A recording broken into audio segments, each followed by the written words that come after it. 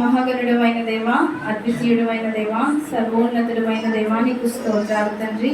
ఈ యొక్క ఉదయకాల సమయంలో తండ్రి నాయన, అయాయించుమించు మధ్యాహ్నం కాలంలో తండ్రి నాయన నీ మమ్మల్ని జ్ఞాపకం చేసుకొని తండ్రి నీ వాక్యమును బోధించుటకు నాయన నడిపించుటకు తండ్రి నాయన నీవు నన్ను ఇక్కడ నిలవబెట్టుకున్న విధానం బట్టి నీకు స్తోత్రాలు. ఈ దేశంలో గ్రామమును మీరు జ్ఞాపకం చేసుకుని ఉన్నారు. ఎల్షదాయి ప్రార్థన మందిరములో తండ్రి నీవు నన్ను నిలవబెట్టిన కారణం ఏమిటో నాకైతే తెలియదు కానీ ప్రభువా, అయ్యా ఈ వాక్యము ద్వారా తండ్రి నాయన ఎంతమంది తండ్రి నాయన దీనిని హృదయంలోనికి చేర్చుకోవాలని నీవు మాట్లాడుచున్నావో, ఎంతమంది వారి జీవితంలో సరిచేసుకోవాలని నీవు మాట్లాడుచున్నావో తండ్రి, వారందరికీ తండ్రి నాయన సమృద్ధి అయిన నీ జీవాహారము అందుటకు సహాయం దయచేయమని నాయన, జ్ఞానముతో వారు విని తండ్రి నాయన వాటిని అనుసరించి నడుచుకున్నట్లు సహాయం దయచేయమని యేసు నామములో అడుగుచున్నాము తండ్రి, ఆమేన్.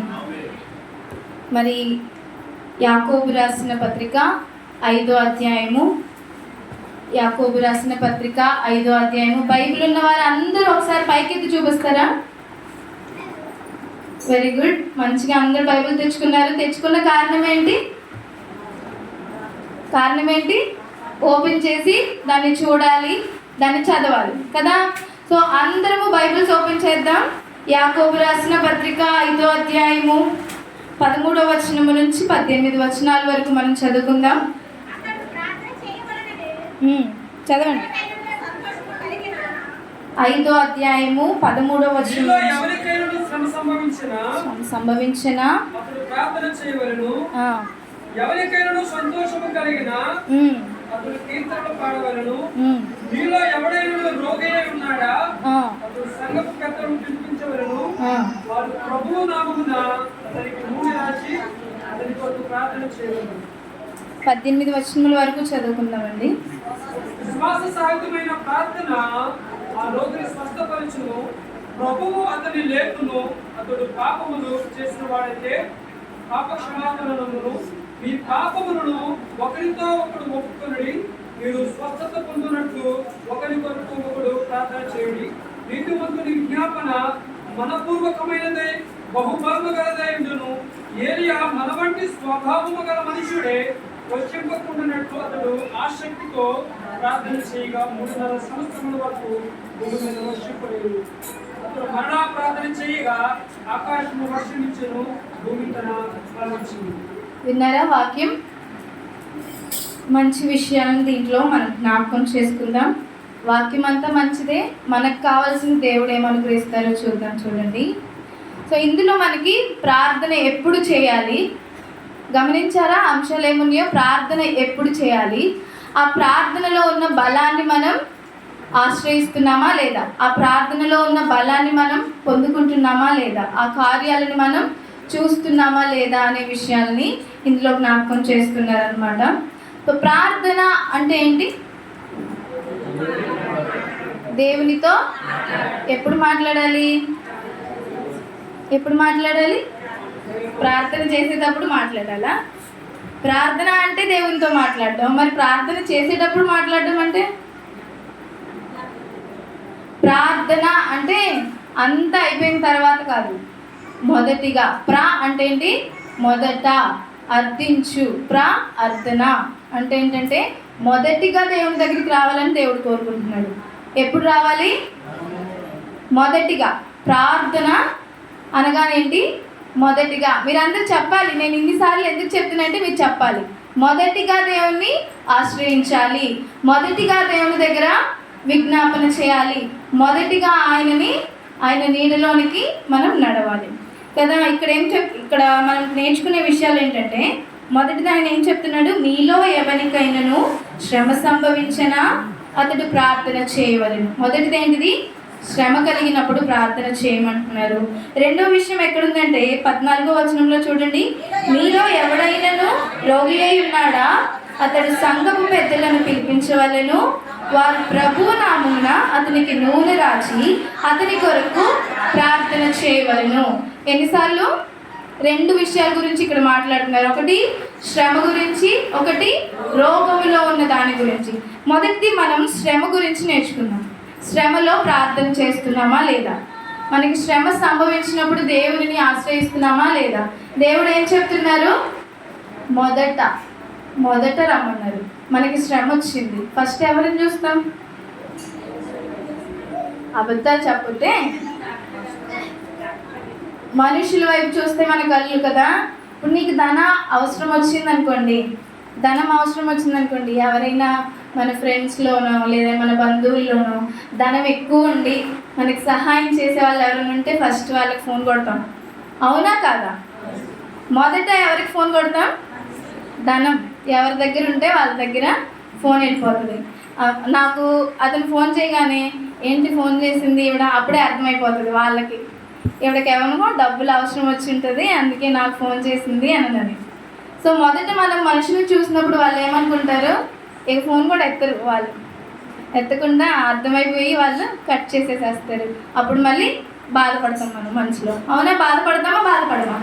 బాధపడతాం. సెకండ్, ఇంకొక చిన్న స్థాయిలో ఉన్న వాళ్ళు ఎవరికో ఫోన్ చేస్తాం. అలా మనం మనుషుల్ని ఆశ్రయించిన తరువాత ఎవరిని ఆశ్రయిస్తున్నాం? దేవుడిని ఆశ్రయిస్తున్నాం. కానీ ప్రార్థన అంటే ఏంటి?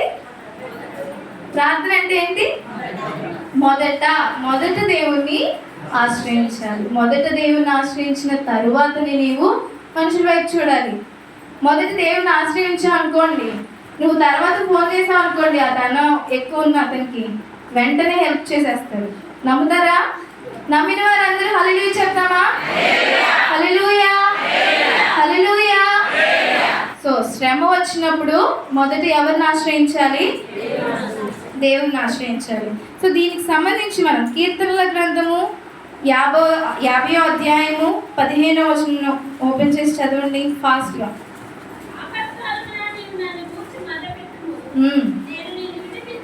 నేను నిన్ను విడిపించేదను. ఆపత్కాలములో ఎవరికి మొరపెట్టాలి? దేవునికి మొరపెట్టాలంట. అప్పుడు మనల్ని ఆయన విడిపిస్తారా? విడిపించరా? మీకు అనిపిస్తుందా ప్రార్థన చేస్తే విడుదల వస్తుంది అని? చాలామంది సాక్ష్యాలు విన్నాం కదా. విశ్వాసం కలిగిందా? ప్రార్థన ద్వారా మనకి విడుదల, ప్రార్థన చేసుకుంటే మనకి శ్రమలో నుంచి విడుదల కలుగుతుంది అని నమ్మకం కలిగిందా? మరి అక్కడ మనకి యాకోబు రాసిన పత్రికలోనే చెప్తున్నారు చూడండి, 17వ అధ్యాయంలో. ఏలియా అంట మన స్వభావం లాంటి మనుషుడేనంట. మరి ఆయన ప్రార్థన చేసినప్పుడు ఏం జరిగింది? అక్కడ 2 విషయాలు ఉన్నాయి, మీకు జ్ఞాపకం చేసుకోండి. వర్షం పడొద్దని చెప్తే పడలేదు, మళ్ళీ పడాలని చెప్తే స్విచ్ ఎవరి చేతిలో ఉంది? స్విచ్ అండి. ప్రార్థన అనే స్విచ్ ఎవరి చేతిలో ఉంది? మన చేతిలోనే ఉందా? మన చేతిలో ఉందా లేదా? నువ్వు ప్రార్థన చేసావు అనుకో, కష్టం తీరిపోద్ది. కష్టం రావాలని ఎవరు ప్రార్థన చేయలేండి కదా. సో నీకు ఏది కావాలని ప్రార్థన చేస్తావో అది జరుగుతుంది. ఏది నా దగ్గరికి రావద్దని నువ్వు ప్రార్థన చేస్తావో అది నీ దగ్గరికి రాదు. ఏలియా మనలాంటి మనిషే. ఆయన ముందుగానే మెన్షన్ చేసి చెప్తున్నారు ఏమని? ఆయన మనలాంటి మనిషేనండి, అయినా కూడా ఆయన ప్రార్థన చేసినప్పుడు ఏం జరిగింది? వర్షం ఆగిపోయిందంటే. ఎన్ని సంవత్సరాలు అక్కడ చూస్తారా స్పష్టంగా. దేవుడు ఏదైనా చేశారంటే సమయం ఉంటుంది, కాలం ఉంటుంది, దానికి ఒక రుజువు అనేది కంపల్సరీ దేవుడు మనకు అనుగ్రహిస్తాడు. దాంట్లో దేవుడు ఏమీ తప్పిపోనివ్వడండి. అర్థమైంది? ఇప్పుడు మన బైబిల్ గురించి చాలా విషయాలు బయట దేవుడు ఎప్పుడో పుట్టాడు కానీ వీళ్ళు అంటే మా దేవుళ్ళే ముందు పుట్టిన తర్వాత ఇప్పుడు వీళ్ళు చేస్తున్నారు, మా దేవుడే ముందు వీళ్ళు కాదు అని చెప్పేసి కాలాల గురించి చాలా జరుగుతున్నాయి బయట. కానీ మన దేవుడు ఆది నుంచి మనతో ఉన్నవాడు, దేవుడు అంతటిని సృజించిన వాడని మనం నమ్ముతాం కదా. సో అదే మనం విశ్వసిస్తూ కాలాలన్నిటినీ కూడా ఆయన లెక్కించి మన కొరకు అనుగ్రహించాడు. ఎన్ని సంవత్సరాలు వర్షం పడలేదు? ప్రార్థన ఎంత బలమైంది అప్పుడు? 3.5 సంవత్సరాలు అంత బలమైనది, అవునా కాదా? సమస్య నాకు రావద్దు అని నువ్వు ప్రార్థన చేసావు అనుకో, 3.5 సంవత్సరాలు అంత ప్రార్థన చేయాలి. నువ్వు ఎంత ప్రార్థన చేయాలి? 3.5 సంవత్సరాలు అంత బలమైన ప్రార్థన చేశారనుకోండి, అప్పుడు మన కష్టాలు మన దగ్గరికి రావు. చిటుకు మన కష్టాలు వచ్చేస్తున్నాయి అంటే పాస్టర్గా చెప్పకూడదు, మీరు చెప్పాలి. ప్రార్థన మీరు చిటుకు మని చేస్తున్నారు అంతే. 3.5 సంవత్సరాలు అంత ప్రార్థన చేయట్లేదని అర్థం. ఓకేనా? సో సో మరి దీనికి కార్యం జరిగిందా జరగలేదా? ప్రార్థన విషయంలో దేవుడు కార్యం జరిగించలేదా? శ్రమలో నువ్వు మొరపెట్టాలంట, దాని ఫలాన్ని నువ్వు అనుభవిస్తావు. 2 విషయాలు, ప్రతి దానిలో 2 విషయాలు జ్ఞాపకం చేసుకుంటున్నాం. ప్రార్థన ఎప్పుడు చేయాలి, దాని ఫలాన్ని మనం ఆశ్రయిస్తున్నామా లేదా. రెండో విషయం చూద్దాం. ఎప్పుడు ప్రార్థన చేయాలి? సెకండ్ టైం రోగిగా ఉన్నప్పుడు. మీరందరూ నాకు చాలా సంతోషం వేసిందండి మీరు సాక్ష్యాలు చెప్తుంటే, ఒకరికొకరు ప్రార్థన చేసుకోవడం, ఇవన్నీ కూడా నాకు చాలా సంతోషం అనిపించింది. అలానే సాగాలి. మన మందిరంలో ఒకరినొకడు పురికొల్పుకొని మనం ముందుకు నడవాలి, మనల్ని బలపరుచుకోవాలి కదా. ఇక్కడ ఏం చెప్తున్నారు చూడండి, మీలో ఎవడైనాను రోగి అయి ఉన్నాడా అతడు సంఘపు పెద్దలను పిలువనంపవలను, పిలిపించాలి. సంఘపు పెద్ద ఎవరు? మరి చెప్పలేదేంటండి పాస్టర్ గారికి? బాగోపోతే బాధపడుతున్నారు కదా, చెప్పాలా వద్దా? సంఘపు పెద్ద ఎవరు? ఫస్ట్ పెద్ద ఎవరు? దైవజనురాలు, మిమ్మల్ని విశ్వాసంలో నడిపించే దైవజనురాలు కదా. మరి ఆవిడకి తెలియజేసిన తర్వాత ఇంకా మెయిన్ పిల్లర్స్ ఉంటారు. ఎవరైతే వయస్సునందు జ్ఞానమందు దేవుడు వాళ్ళని పరిచర్య కోసం ఏర్పాటు చేసుకున్నారో వాళ్ళందరినీ ఉంటారు కదా, ప్రార్థన పెద్దలు ఉంటారు కదా అందరు. సో వాళ్ళందరూ కూడా వెళ్ళి, సంఘపు పెద్దలు అందరూ వెళ్ళి ఎవరి దగ్గరికి వెళ్ళాలి? రోగి అయిన అతని దగ్గరికి వెళ్ళి ప్రార్థన చేస్తే ఏమొస్తుంది? స్వస్థత వస్తుంది. కింద చూడండి ఏమని చెప్తున్నారు, విశ్వాస సహితమైన ప్రార్థన రోగిని ఏం చేస్తుంది?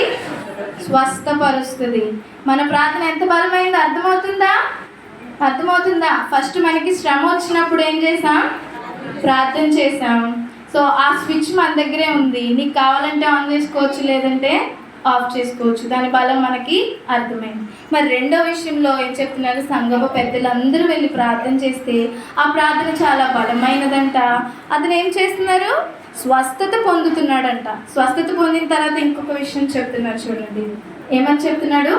అతడు ప్రభు అతను లేపును. నెక్స్ట్, పాపము చేసిన వాడైతే పాప క్షమాపణ నొందును. అసలు రోగానికి పాపానికి లింక్ ఏంటి? ముందు రోగం గురించి కదా మనం చెప్పుకుంటున్నాం, మరి ఇక్కడ పాపం ఎందుకు వచ్చింది మధ్యలో? మీరు మాట్లాడట్లేదండి, సైలెంట్గా ఉన్నారు. ఫస్ట్ నుంచి వింటున్నాం, ఇదేనే కొత్త వాక్యం ఏం కాదు, అస్సలు కానే కాదు కదా. మనకు అందరికి బాగా తెలిసి వాక్యం, అవునా కాదా? ఫస్ట్ పద్దాకు గుర్తొచ్చేది ఏంటంటే, ఏలియా మనలాంటి మనిషి ప్రార్థన చేస్తే వర్షం ఆగిపోయింది. ఎవరికైనా చెప్తామా లేదా సాక్ష్యం? చెప్తామా బయట వాళ్ళకి? ఇదే మాట చెప్తామా మాట? మరి అదే కదా నేను అడుగుతున్నాను. పాపానికి రోగానికి సంబంధం ఏమిటి చెప్పాలి. దీని గురించి ఎక్కడ రాసిందో చెప్తారా? కొరింథీ పత్రిక 11వ అధ్యాయం 30వ వచనం చదవండి ఒకసారి. ఇందువలననే బలహీనులను రోగులనై ఉన్నారు చాలా మంది. ఎందువలన? అక్కడ ఇందువలన రాసిన దానిపైన జరిగిన అంశం మనకి తెలుసు. ఏంటి? అయోగ్యముగా నీవు బల్లలో చేయి వేసినప్పుడు ఏం జరుగుతుంది? రోగి అవుతాం. చాలా మంది నిద్రించున్నారంట. అయోగ్యముగా ఉన్నప్పుడు నీవు బల్లలో చేయి వేసామనుకున్నా. అయోగ్యం అంటే నువ్వేమి పెద్ద పాపం చేయని అవసరం లేదంట.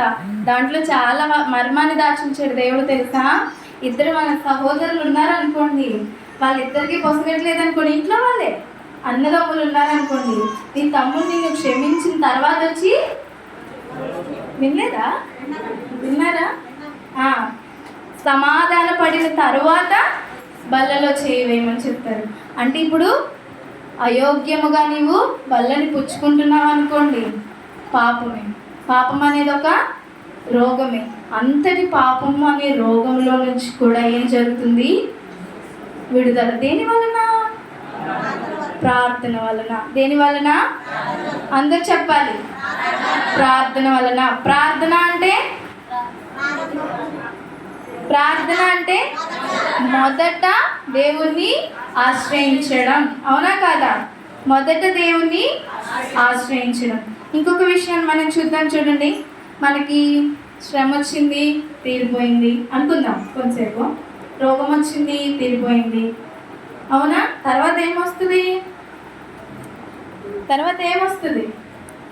అరే వీళ్ళు ఇంకా బాధలోనే ఉంటారా? ఏమొస్తుంది? వస్తుందా రాదా? వస్తుందా? అబ్బే అందరూ చెప్పట్లేదు. ఇంకా బాధని గుర్తు చేసుకుంటా, నాకు అప్పుడు బాధ వచ్చిందమ్మా, అయ్యో అనుకుంటుంటామా? ఉండం కదా. సంతోషం వస్తుంది, అప్పుడు చెప్తాం అందరికీ. ఏమని? అప్పుడు కూడా నువ్వు దేవుణ్ణి ఆశ్రయించాలమ్మా. అదే కదా దేవుడు చెప్తున్నాడు. చూడండి 13వ అధ్యాయంలో 13వ వచనంలో, ఎవరికైనాను సంతోషము కలిగిన అతడు ఏం చేయాలంట? కీర్తనల దగ్గరకు వచ్చేసారు. శ్రమ కలిగినప్పుడు ప్రార్థన చేయి, రోగి అయినప్పుడు ప్రార్థన చేయి, తర్వాత నీకు సంతోషం వస్తుంది. సంతోషం వచ్చినప్పుడు పాటలు పాడేసేయి కదా. పాడతావా లేదా? హాయిగా ఉందనుకోండి, సాయంత్రం చల్లగా వస్తుంది, నడుచుకుంటూ వెళ్తున్నాం అనుకోండి, వస్తాయి రాగాలు. ఊ అనుకుంటా వస్తాయా? మరి చింతమ్మ గారు వాళ్ళ అబ్బాయి బాగా పాటలు పాడుతున్నారు, అలానే వస్తాయి కదా. వస్తాయా రావా? మరి ఈ పాటలు మనం కీర్తనల గ్రంథంలో చూసినట్లుగా 50వ అధ్యాయం 15వ వచనంలో ఆయన ఏం చెప్తున్నాడు? నెక్స్ట్ లైన్ ఒకటి ఉంటుంది చూడండి. ఆపత్కాలంలో మొరపెట్టుము, నేను నిన్ను విడిపించదను, నీవు నన్ను మహిమపరచదు. అందరూ చెప్పాలి, నీవు నన్ను మహిమపరచదు. అందరూ చెప్పాలి, నీవు నన్ను. ఎవరిని? నిన్ను నీవే కాదు. నేను ప్రార్థన చేయడం వల్లే నా కష్టం పోయింది తెలుసా. నేను గట్టిగా ప్రార్థన చేశాను, కష్టం పోయింది తెలుసా. ఇదే చెప్తావా? రండి, అక్కడ ప్రార్థన జరుగుతుంది, ఆయన పాస్టర్ గారు ప్రార్థన చేశారనుకోండి, మొత్తం తీరిపోద్ది. ఎవరి దగ్గర లేదు, అది స్విచ్ మన దగ్గరే ఉంది. ఫస్ట్ మనల్ని మనం సరి చేసుకున్న తర్వాతే మనం దేవుని అడిగిన తర్వాత పెద్దలైన వారికి తెలియజేయాలి. మహిమపరచాలి. ఎవరిని?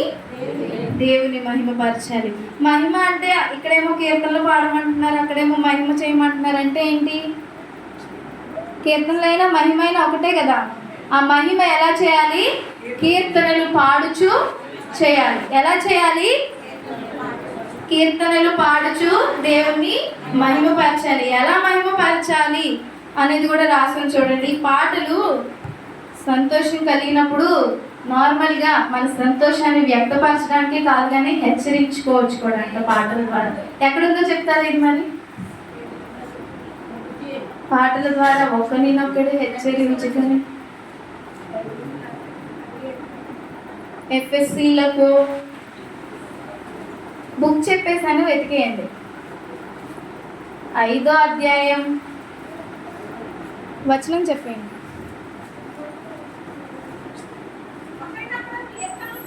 వచనం అండి. 19వ వచనం. కీర్తనలతోనూ సంగీతములతోనూ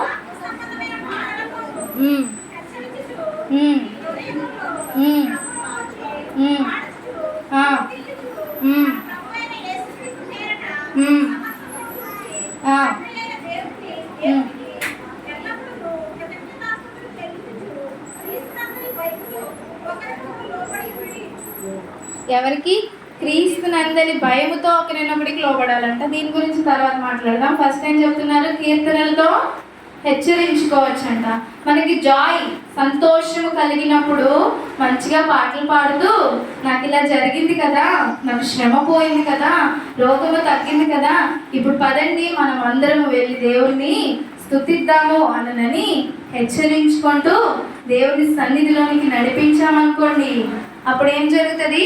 క్రీస్తునందలి భయముతో ఒకరినొకడు లోబడినట్లయినా. మీరు ఒక ఫ్రెండ్ పిలిచి నువ్వు చెప్పి మనం వెళ్దాం చర్చ్కి, జాయ్గా దేవుని సన్నిధిలోనికి వెళ్ళి స్తుతిద్దాము, నాకు ఇలా జరిగింది అని నీ ఫ్రెండ్ పట్టుకొని వచ్చా అనుకోండి, నీకు లోబడినట్లేనా నువ్వు అతనికి లోబడినట్లేనా? సో క్రీస్తునందు ఒకరికి ఒకరు లోబడుచు కీర్తనల ద్వారా హెచ్చరించుకుంటూ దేవుని సన్నిధిలోనికి రావాలి, శ్రమ కలిగినప్పుడు కృంగిపోవద్దు అని చెప్తున్నారు. అసలు ఈ పత్రిక రాసింది ఎవరు? యాకోబు రాసిన పత్రిక పౌలు రాశారా?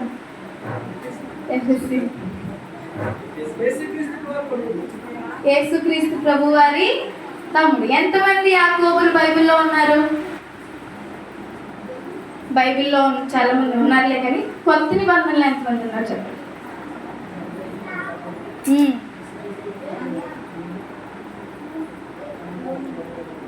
నలుగురు ఉన్నారు. శిష్యులు ఎదురు కనబడతారా మనకి? యోహాను తమ్ముడు, అల్ఫై కుమారుడైన యాకోబు. నెక్స్ట్ ఇంకొకరు ఎవరు?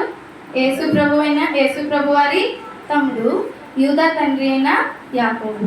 ఈ నలుగురిలో ఈ పత్రిక రాసింది ఎవరో తెలుసా? యేసుక్రీస్తు ప్రభు వారి తమ్ముడు. యేసుక్రీస్తు ప్రభు వారి తమ్ముడు ఎవరు వచ్చారు? బయోలాజికల్ అంటే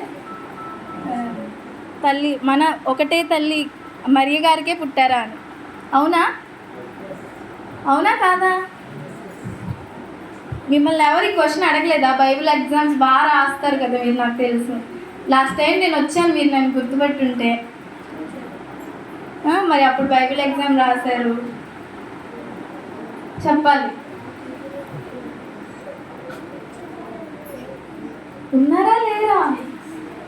యేసు ప్రభు పుట్టిన తర్వాత మరియ గారికి సంతానం కలిగింది అని రాసుంటుంది. ఎక్కడ?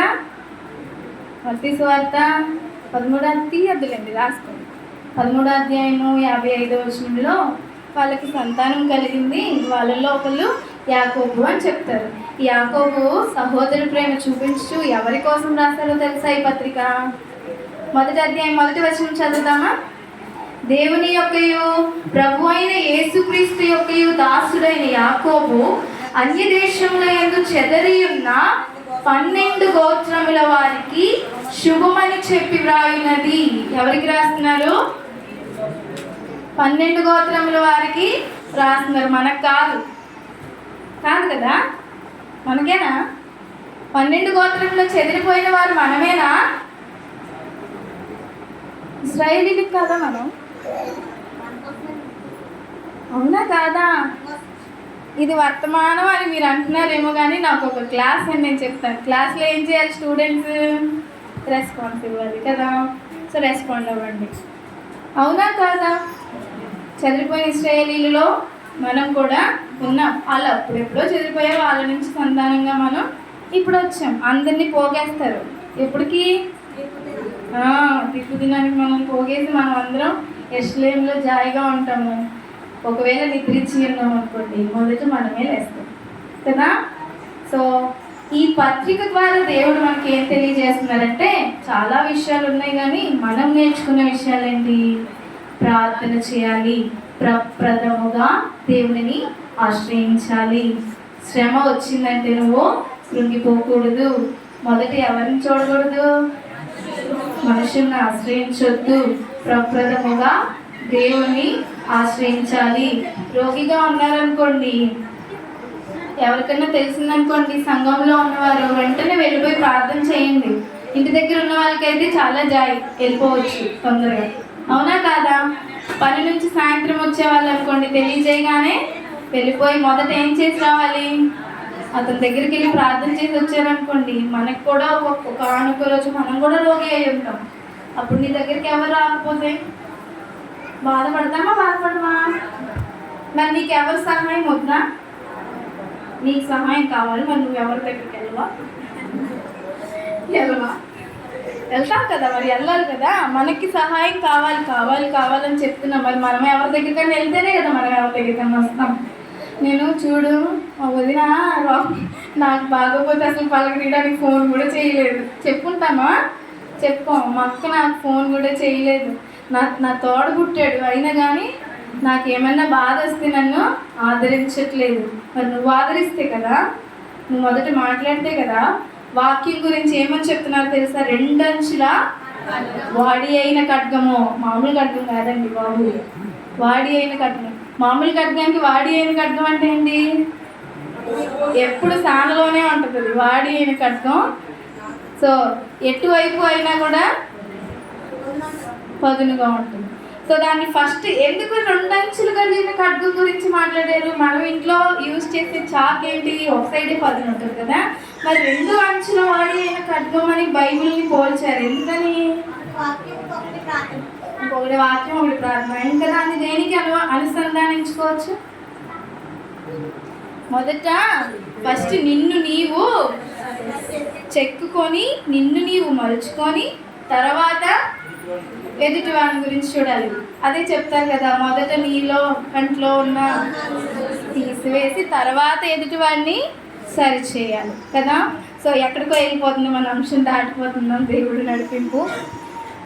ఇప్పుడు మనం రోగి అయినప్పుడు, శ్రమలో ఉన్నప్పుడు ప్రార్థన చేయాలి. మొదటిది, శ్రమలో ఉన్నప్పుడు ప్రార్థన చేసినప్పుడు విడుదల వస్తుందా రాదా? రెండో విషయం, రోగి అయిన వారి దగ్గరికి వెళ్ళి ప్రార్థన చేయాలి. మూడో విషయం, ఈ 2 విషయాలు దిగ్విజయంగా జరిగినప్పుడు, సంతోషం మనకి కలిగినప్పుడు కీర్తనలు పాడుచు, హెచ్చరించుచు, దేవుని సన్నిధికి 10 మందిని తీసుకొని వచ్చి మైకులు పెట్టేసి పాటలు పాడేసి స్తుతించేసేయి. ఇస్తారులేండి కరెంటు పాషన్ గారు, పాటలు పాడేసేయండి. సో లాస్ట్కి ఒక వచనం చూసి మనం ఏం చేసుకుందాం. యాకోబు రాసిన పత్రిక 1వ అధ్యాయము 2, 3 వచనాలు చదువుదాం. చూడండి. నా సహోదరులారా, మీ విశ్వాసమునకు కలుగు పరీక్ష ఓర్పును పుట్టించునని ఎరిగి, ఓర్పును పుట్టించునని ఎరిగి, మీరు నానా విధములైన శోధనలలో పడినప్పుడు మహానందమని ఎంచుకొని, శ్రమలు వచ్చినప్పుడే మన విశ్వాసం బయటపడుతుంది కదా. శ్రమలు వచ్చినప్పుడే, బాబు నాకు ఎందుకురా బాబు, దేవుడు ఎన్ని ఆదివారం చర్చికి వెళ్తాను, వారం మధ్యంలో వెళ్తాను, అయినా కానీ ఫస్ట్ ఎవరికి వస్తుంది శ్రమ? చర్చికి వెళ్ళే వాళ్ళు. మనకు ఒక పేరు ఇచ్చేసారు బయట వాళ్ళు. మీకు ఎవరికైనా తెలుసో తెలియలేదు నాకు తెలియదు, కానీ ఎప్పుడు ఏడుపు కొట్టు మొగాలు వేసుకొని అంటారా అనరా? విన్నారా మీరు ఎప్పుడైనా? ఎప్పుడు ఏడుస్తూనే ఉంటారు. అదేంటో తెలుసా? అసలు వాళ్ళకి తెలీదు దాంట్లో ఉన్న సంతోషం. పొద్దున నాకు కలిగిన సంతోషం అదేనండి. మీరు పాస్టర్ గారు ప్రార్థన గురించి మాట్లాడుతున్నారు, మీరందరూ ఇక్కడ నుంచి ప్రార్థన గురించి మాట్లాడుతుంది. దేవా నువ్వెంత గొప్పవాడివయ్యా, అసలు నేనే ప్రిపేర్ అవ్వలేదు, నేను ఏం చేయాలో నాకు అర్థం కావట్లేదు, వెంటనే లేవగానే వాక్యం చెప్పాలి, నువ్వు మమ్మీ చెప్పింది అంటుంది మెర్సి.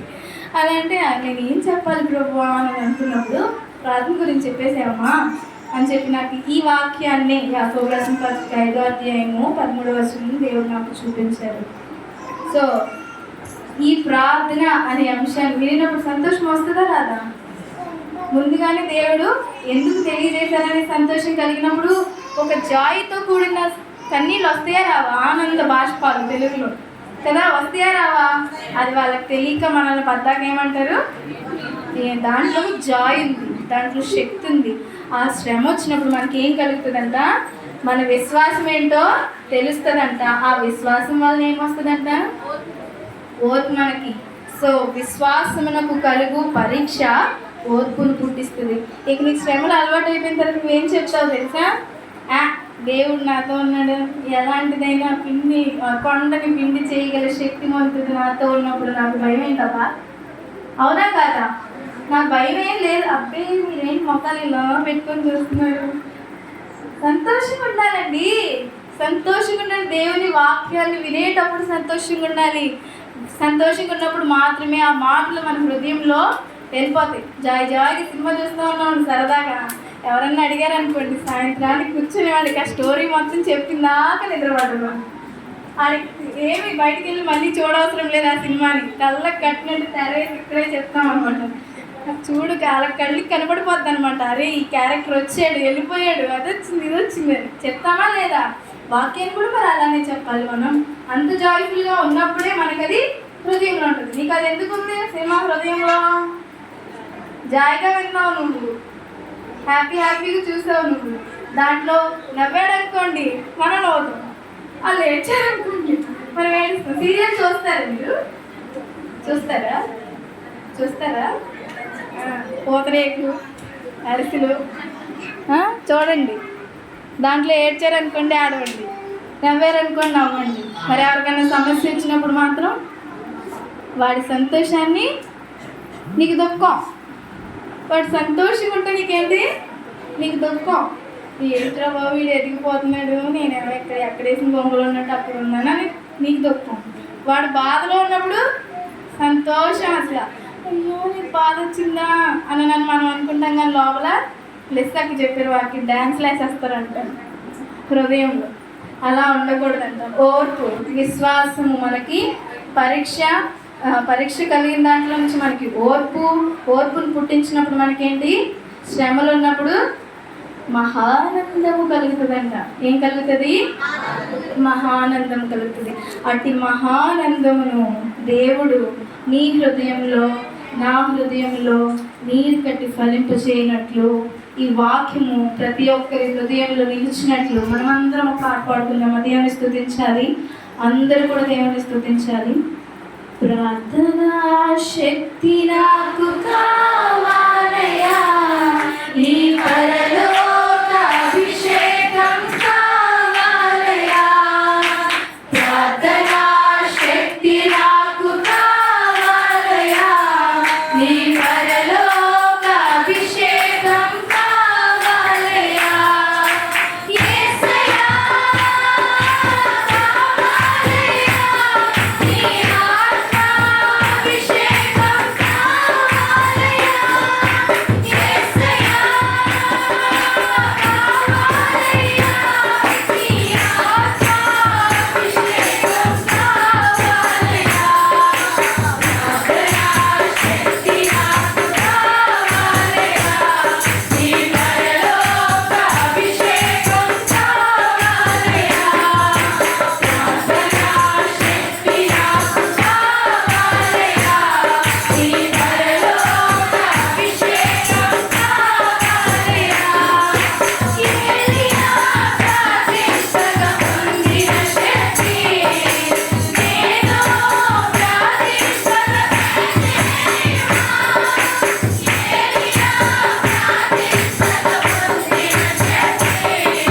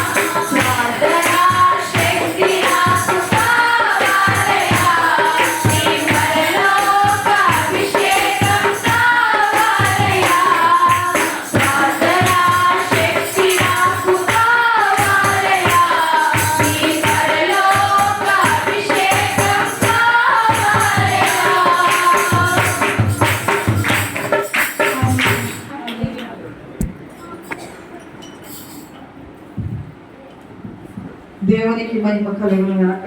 హల్లెలూయా. చాలా చక్కటి ప్రార్థన అనే విషయం గురించి చక్కగా మీకు అట్టుపండు కొలిసి చేతులు కట్టలేదు, కలిసి రాత్రి ఎక్కడ పెట్టిందని మీ నోట్లో పెట్టారు. అది మరి మీరు మింగాలి. అది మీరు ఏం చేయాలి? మింగాలి. మింగేరా లేదా? మేము దేవుని స్తోత్రం. చాలా చక్కగా చెప్పిన స్రవంతికి ప్రభు ప్రకటన. మొదటిగా మనుషులను ఆశ్రయించడం కంటే మన దేవుని ఆశ్రయించాలి. మనము శ్రమ వచ్చినప్పుడు దేవునికి మనం ప్రార్థన